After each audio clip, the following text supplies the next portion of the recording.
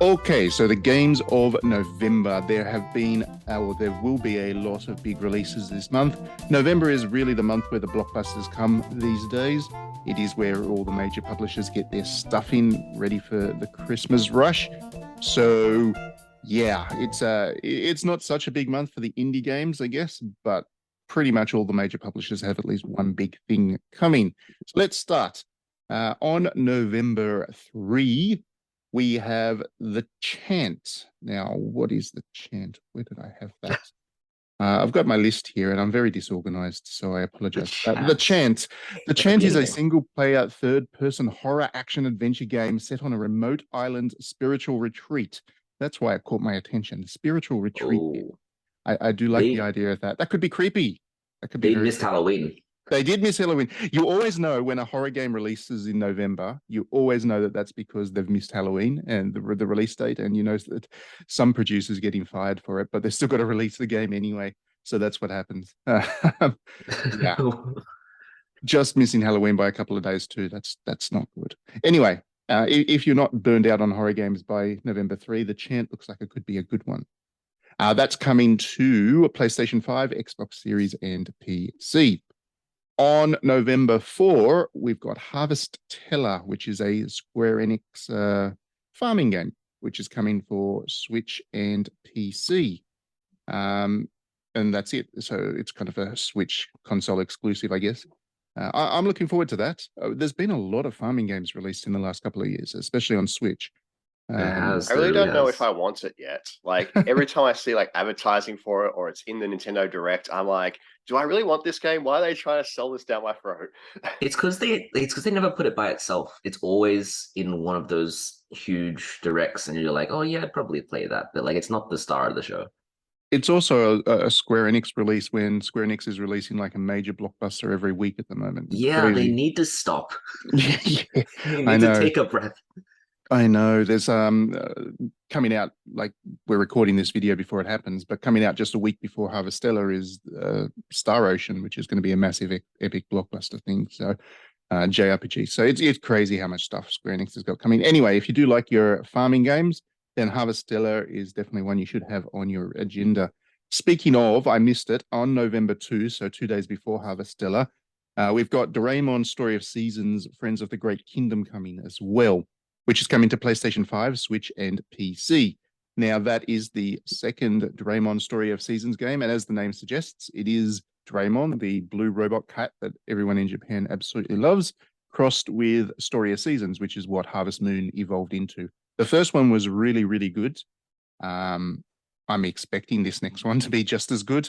Story of Seasons doesn't really drop the ball, unlike Harvest Moon these days. And yeah, Doraemon is a good addition to that formula. So very much looking forward to that. That comes out on November 2. On November 8, and I really hate to say this because I hate mentioning this name on this damn podcast, Sonic comes out. Sonic Frontiers I was like, comes on. who could that be? There's quite a few games that could have applied to. Sonic. For people that actually care about Sonic, it comes out on PC, PS5, PS4, Switch, Xbox One, and Xbox Series. So it's coming out on everything, and you'll Everything. be able to play You it on watch, everything. this will be the best Sonic ever, and you would have to eat those words, Matt. Trent, you can't see me. I'm rolling my eyes. Sonic's never good. Matt doesn't even like the good Sonics. I don't even like the movies. And everybody else likes the movies. Screw Sonic. He's a Mario man through and through. Yeah, especially when it's Chris Pratt playing Mario. That's going to be excellent. Not really. Uh, Football Manager comes out on November 8th, the annual release of Football Manager. This year it's coming out on PlayStation 5 for the first time, which is actually pretty neat. It's also coming out on iPhone, PC, Switch, Xbox One, and Xbox Series. Some of those releases, such as iPhone and Switch, will be the Football Manager Touch version. The rest will be the full game. And yeah, if you like your spreadsheet simulators, then you're going to lose a lot of time into that one. I do every year. Every single year this thing comes out, and I become obsessed with taking a team from like the semi-professional leagues in the English competition up to the EPL. I just have this obsession with doing so. It drives me nuts because it's difficult, but I do it anyway. It takes a couple of hundred hours. It's stupid how much time that game wastes. And you're just looking at spreadsheets. So somehow that's compelling. It works. On I see the November, appeal. sorry, I see the appeal. the EPL. The appeal. Oh, the appeal. Yeah. Yeah.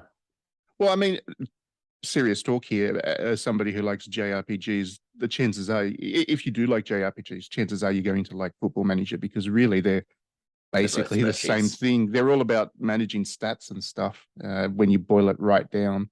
So, and they're both about storytelling. Football Manager is much more emergent storytelling. Like, does the trade that you just made pull off for your team, and have you done a good job as a manager? But it really is a weirdly very heavily story-driven thing for something that doesn't have cutscenes and whatnot. But yeah, you end up creating these little stories as you go along. On November 8, we have Oddworld Soulstream Optimized Edition coming out on Switch. Now, is that a game that's already out, or is that an exclusive for the Switch for some reason? I don't I know. have no idea. I don't know what Oddworld is, but I just see the name every now and then. Yeah, it's been around for a long, long time. It was a PlayStation kind of darling back in the day. It's like a puzzle platformer series. I don't know what it's like now. I haven't played the more recent ones, but the early ones were puzzle platformers with a warped sense of humor. And yeah, I don't know. I just remember that the series went on hiatus for quite a while, and when it came back, a lot of people were very excited. So I hope they're still enjoying it, and I hope this one is good for them. On November 9, the first really big blockbuster of the month comes out, God of War Ragnarok for PlayStation 5 and PlayStation 4. And that's going to be huge. We all know it. We all basically know what review score people are going to have to give it. Otherwise, the fans will yell at them. So there you go. You know I everything like you that need it's to know still about this coming game. to PS4. Yeah, that's a good thing. Yeah, for people that haven't upgraded yet, it's good to have the game available. It's just going to be Sony's big game for the year. That's all I really have to say about that. No, it's going to be slammed in reviews because it has the same name as all the Marvel film 4s. And it's going to be slammed in reviews because of that. We have been having a lot of Ragnaroks lately, I will say. Yeah, the obsession across all entertainment industries with Norse mythology is fascinating at the moment. It moved. It was it moves from place to place. It was Greek mythology before, and now it's Norse. So God of War has moved with it. On November 11, if you are very nostalgic for Atari, there's Atari 50, the anniversary collection that's coming out on PlayStation 5, PlayStation 4, Nintendo Switch, and Xbox Series X. Now, I don't think this one is like a WarioWare microgame remake of it. I think that it's just 50 games from Atari, is it? Is that right? Did that WarioWare game come out? Yeah, it crashed and burned. It was terrible. Oh no, Nobody I didn't even liked see it. it. No one Nobody was talking liked about it. Yeah, that's because the nobody concept liked was it. so good. Maybe It this is just was. like the redemption arc where it's like, okay, we tried making something new and let's just drop our games as they are. Yeah, I don't know. Atari's a funny company these days. A very funny company. Really weird. They're investing in hotels and casinos and stuff, but just weird company. On November 11, if the nostalgic wasn't for you, well, here's some more nostalgia actually. Tactics Ogre Reborn comes out. Now, I've been playing that for preview. I've got a preview video up on DDNet right now, and it is exactly the Tactics Ogre you remember from the PSP and the Super Nintendo before it. It's exactly the same game. And that's not a bad thing at all. This was pretty much the game that created the genre, as far as I know. It came before Final Fantasy Tactics, way back in 1995. And Not Fire Emblem? do you really consider Fire Emblem the same kind of tactics? I guess it is a tactics RPG, but I don't know. It's very different. Yeah, the feel is very different, I would admit. Yeah, I think Tactics Ogre is more like I think of Fire Emblem as more this kind of. I don't think of it as a tactics RPG. I know it's technically one, but to me, it's more like this story-driven character RPG thing that just happens to have a tactical combat system. Whereas Tactics Ogre and Final Fantasy Tactics is explicitly a tactics game first and foremost. Anyway, that's just my personal definition. But yeah, whatever the case, Tactics Ogre is actually the one that's responsible for that kind of sub-genre within the Tactics JRPG series. So if you haven't played it before, give it a go. I'm hoping that a lot of people do, and Square Enix actually brings this series back, because we haven't had a new Tactics Ogre, a new one, since the Game Boy Advance. It's been a long time. On November 15, if you haven't played it on the many other platforms it has already been released on, Ys 8, Lacrimosa of Dana comes out on, like I said, on the PS5. So it is one that the Ys fans have particular fondness for. So Wait, you'll be able to play it. 8 is Lacrimosa? Yeah, 8. Did they really also release 9 on it? Noctis is, sorry, Monstrum Nox, yeah. Monstrum Nox is coming to the PlayStation 5. It's not there yet. You can play it on the PS5 because the PS4 version's there. But the PS5 version is not till next year, I think. Interesting. Yeah. So they don't need to be on PS5. They're not extremely graphically intensive games, unless they're but- going to massively updo the character models and then give you the swimsuit DLC, I'm not really interested. But if they do that, then I'll play it again. Lana was pretty good in that game. On November 15, Siberia, The World Before comes out on PlayStation 5, Xbox Series, and PC. Siberia is a very traditional point-and-click adventure series. We're talking Myst and Zork, and well, Zork is more text adventure, but you know, that kind of really old school approach to point-and-click adventure games. like and Broken I think Sword and it's like Sierra games. yeah, exactly. So that's probably a better example than Zork's. The Sierra games and the LucasArts games from the yesteryear and stuff. I think this one will be much the same from memory, and this is really going from memory here. This is the last game that the guy that was the writer behind it did before he passed away. So he was a comic book artist. I can't remember his name now. Benoit, something or other. He was... I feel stupid for not remembering his name. He was a well-regarded comic book artist, and he wrote the Siberia series. They are actually well known for having pretty good narratives and a really good character in Kate. And yeah, this might be his last work. So check it out. I don't know if you'd need to have played the first 3 before this one, but if you haven't, then they're all readily available anyway. So you should give them a go. They're actually very good. Something a bit lighter on November 15 as well. The Garfield Lasagna Party comes out on Switch. I'm so not here. sad Alan isn't here to make fun of it. Hey, Alan liked the Garfield kart game, so he probably Did he, liked though? He did. Everyone liked Garfield kart. It was actually a surprisingly good game. Wait, what? It was. Oh, wait, no, I'm thinking of a different card game that was bad. Okay, that's Yeah. nice. No, Garfield kart was surprisingly good. And I'm all for more Mario Party type games. That's what I think Garfield Lasagna is it like a Mario Party game? Yeah, I'm pretty sure With that's what it is. Garfielded. With Garfielded, yeah. So I just want them to epic Mickey Garfield and have it all like all the memes of like bad Garfield and they're all gritty and stuff like that. Why can't they just do that with Garfield? what are you Like a talking dark about? and edgy Garfield's always bad Garfield. Garfield. Garfield's always bad Garfield. Always. Garfield's meant to be for kids, not like, you know, Reddit No, something. Garfield's for like burnt out adults. Yeah, that's Garfield's for exactly people right. Who read the comment and be like, oh yeah, I would be like that too if I was a cat. Yeah, the whole I hate Mondays thing, that's not for kids, dude. That's absolutely speaking to people like us. All right, so on November 16, we've got the next big, huge blockbuster of the month coming. Call of Duty Warzone 2.0. If you like your Call of Duties, then you can duty all over this one. It's coming to PlayStation 5, PS4, PC, Xbox One, and Xbox Series. If you enjoy your war crimes, there you go. You can celebrate them in style just like every other. Yeah, well, I'm not going to go any further with that. I'll get in trouble. But, You're not gonna know But the is answer it to this going to be a question, Matt. good war crime game? it's going to All we be... need to know. I'm sure the people that like Call of Duty will enjoy this one.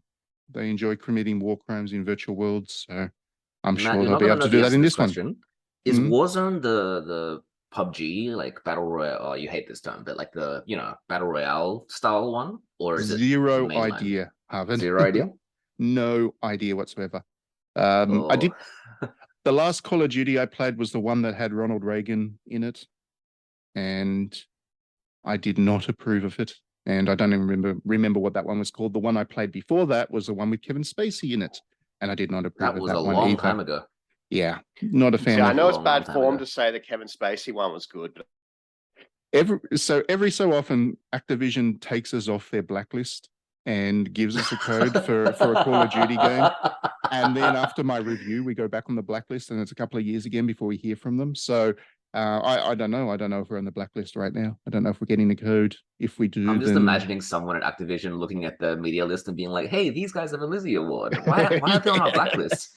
And then it comes out and they're like, "Oh yeah, that's why they're on the blacklist."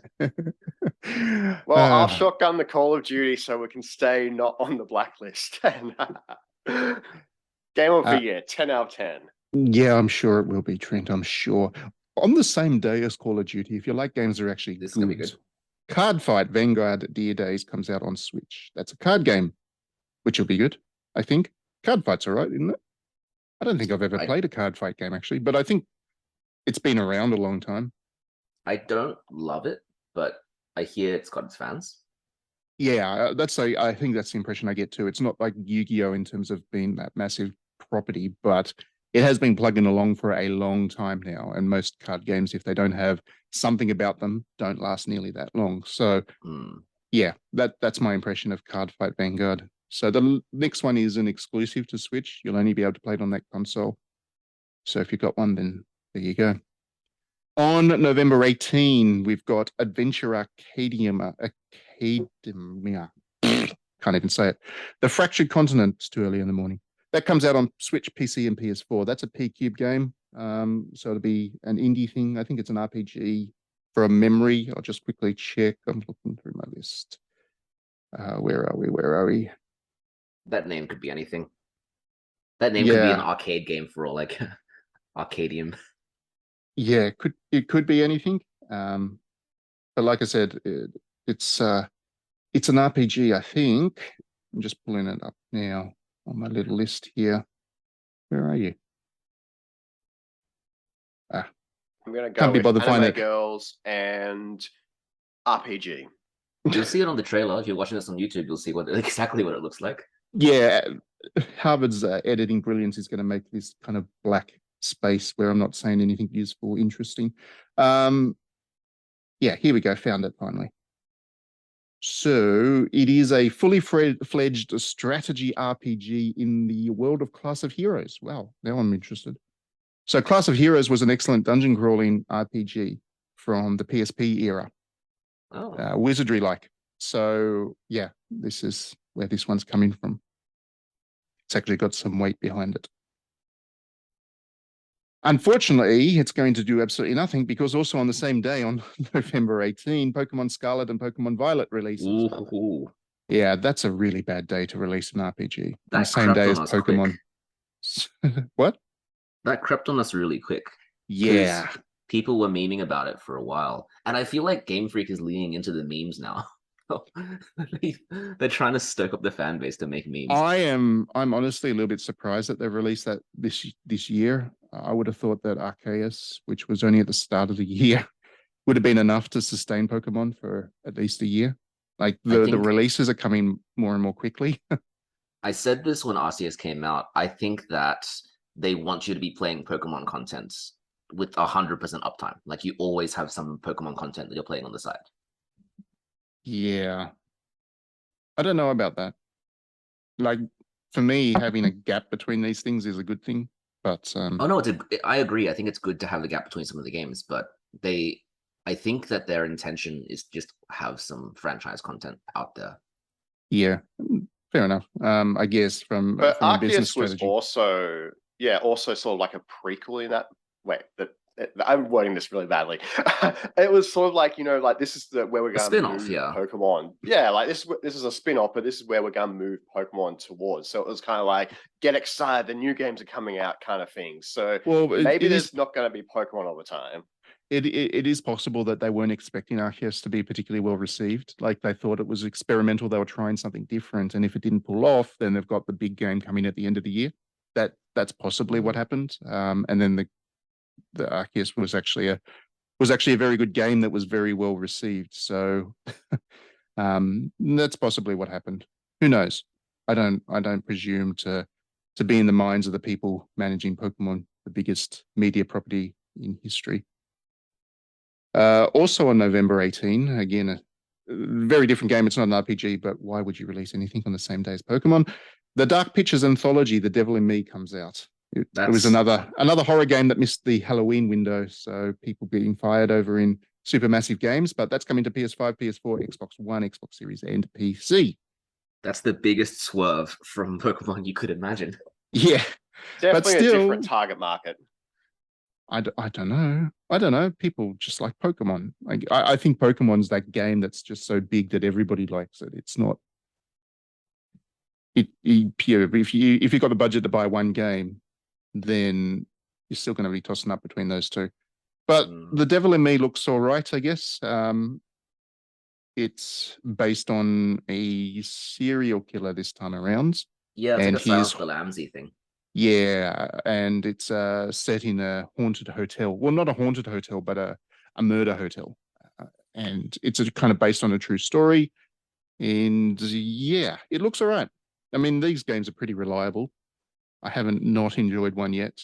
I do wish that, because the concept of Dark Pictures, right, was that it was an anthology of horror that was going to take you through all the different genres of horror. And I like that concept. The problem I've had with this series is that they all play too similar to one another to really represent the genre. So really, it's just 4 horror games that are all vaguely different in terms of theme, but really they're just horror games. So yeah, that's my disappointment with this series. I'm going to play The Devil in Me and probably enjoy it, but I don't have any expectations that it's going to be my favorite horror game of all time. On November 22, here's a game that I am probably irrationally excited for. It's probably going to be terrible, but I am really looking forward to it. It is Gungrave Gore. And this is coming to us. Well, Gungrave has been around for a while. It was originally a PlayStation 2 game that did quite well within a niche, I guess. Like, it was one of those niche hits. And I'm pretty sure that led to an anime. Like this was one of those cases of the game being first. And it's been on a hiatus for a long time, but they've dusted it off. It's coming to PS5, PS4, PC, Xbox One, and Xbox Series. What kind of characterizes this game is that it is monumentally violent. It's going to be extremely gory, big action. Comes to us from a Korean developer, I think, and it does look really good. Like the visuals of it are excellent. So I am really excited for it. In saying that, I'm expecting I'll probably be disappointed by it because it is quite niche. On November 22, we've got Just Dance 2023 edition coming for PlayStation 5, Switch, and Xbox Series X. So people that do like their dancing can do this new one. But the thing that gets me, right, is this feature list has something that just weirds me out completely. So it's got online multiplayer for the first time. That's a good thing for people that enjoy dancing. Can play it online, that's fine.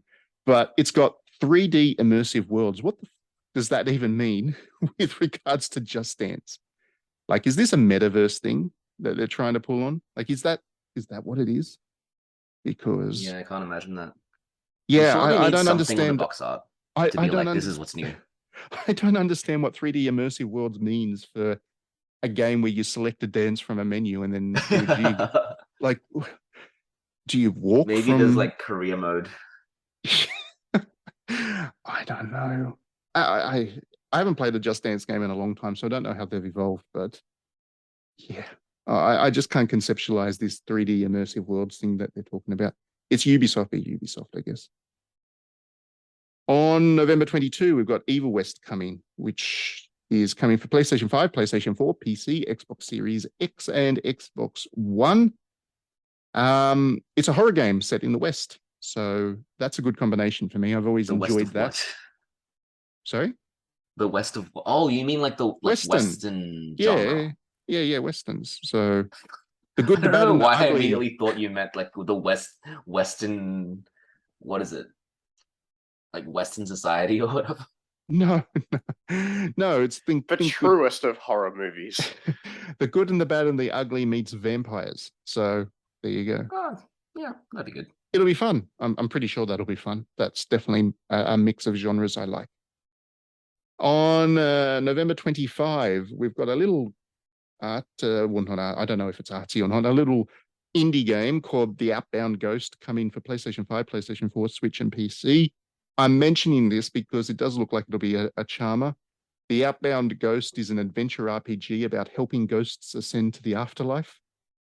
So, and it's got a cute little ghost, like we're talking Casper style ghost on the box art. Is that the one which looks drawn, which occasionally it pops up on my Twitter feed? It looks like a little drawn ghost and it's like walking around. Is that one? I don't know now. I'm going to Google search it and tell you. Yes, it's all drawn. Nice. It's pretty. Actually, yeah, it does look really nice. I really like Paper Mario style. Yeah, that's so cute. Yeah, that's cute. Yeah, there's a few Paper Mario style indie games which are like in development, which seem to be popping up on my Twitter feed lately. So it's this was one of those sort of ones. Yeah, the N64 nostalgia cycle is almost upon us. Yeah, that's definitely the case. We're probably going to get a lot of N64 style games over the next couple of years. We need some cruising nostalgia. That's what we need. Back to the blockbusters. On November 29, EA has Need for Speed Unbound coming for PlayStation 5, PlayStation 4, no, PlayStation 5, Xbox Series, and PC. Is this the first Need for Speed that's only on the new generation of consoles? It's not even on like PS4. No. So is it the first Need for Speed for a while though? It's a good question. Honestly, because this is like all gritty and new. Like they've got like a whole new logo, they've got a whole new attitude. Haven't you seen their branding the other week? Where they updated it and it was all like, Need for Speed's like gritty and awesome now. That early 2000s underground song. Yeah, I have no idea. No idea, sorry. I haven't played a Need for Speed for quite some time. Probably the PS3. Burnout was the last Need for Speed I played. Was that? I don't think it's a Need for Speed game. I think it's its own thing. Wasn't it the same developer though? At some point. I don't know. They've switched hands a lot, actually. I'm sure I read. I think they made Burnout, and then EA's like, "Hey, you can make Burnout really well. You can be the Need for Speed developer for like 20 years," and then they got burnt out.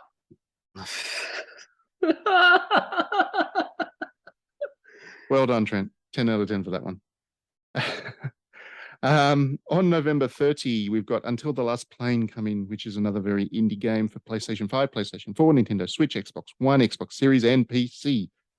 This is an East Asia soft published one, but it caught my attention because it is a story-driven game about pilots in World War II, but it does seem to be heavily emphasized on the story side of things. So if it's like 1111 or Valiant Hearts, then I'm all on board with that. I'd like more games like that rather than Call of Duty. So yeah, I've got my hopes that will be in some way that kind of story experience. But in saying that, I probably won't be. So I'll be disappointed again. And then finally, it's not November, but it is December 1. We've got Romancing Saga Minstrel Song Remastered coming for PS5, PS4, Nintendo Switch, and PC. That's another Square Enix game. I have never played Romancing Saga, I don't think. That's the PS2 one. Oh, look, that series.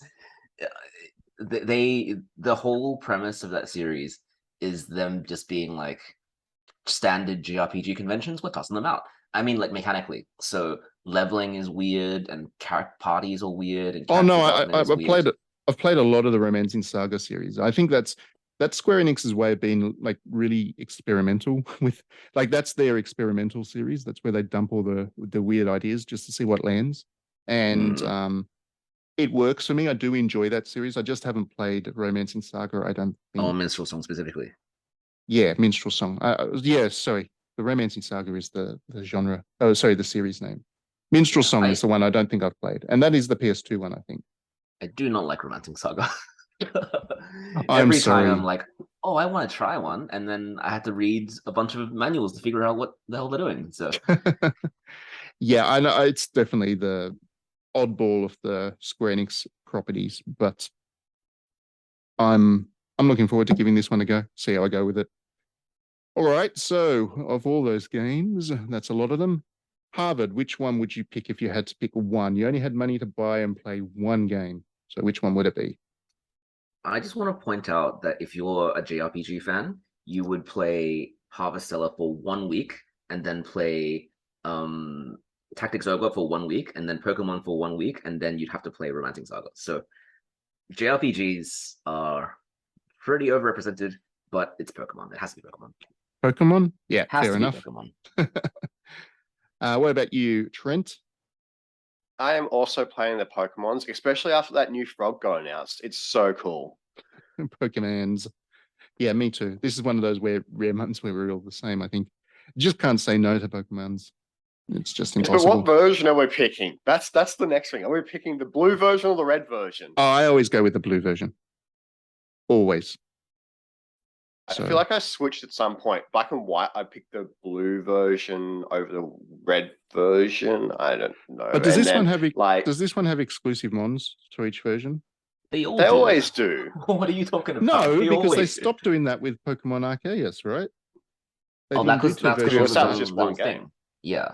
But if there's two titles, you can bet they're going to lock. I just feel like it's a bit pointless doing that these days. The original reason they did that was to encourage people to take their Game Boys out and go and trade. Yeah, Pokemon it's a remnant of the link cable era. Yeah, it was. Yeah, that's right. It was a remnant of the link cable era with the days of internet trading and stuff.